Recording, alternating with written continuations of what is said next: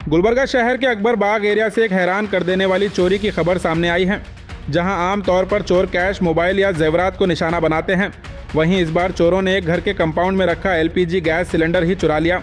ये वाकया शहर के अकबर बाग एरिया में पेश आया, जहां दिन दहाड़े एक शख्स बाइक पर आता है और घर के अंदर कंपाउंड से गैस सिलेंडर लेकर फरार हुआ है। गैस सिलेंडर की लगातार बढ़ती कीमतों और रोज़मर्रा की महंगाई के दौर में इस तरह की चोरी की वारदातें लोगों के लिए एक नई परेशानी बन रही हैं। एक सिलेंडर की कीमत आम आदमी के लिए काफ़ी अहमियत रखती है और उसकी चोरी से सीधा घर के बजट पर असर पड़ता है। इस वाकये के बाद इलाके के लोगों में खौफ का माहौल पैदा हो गया है।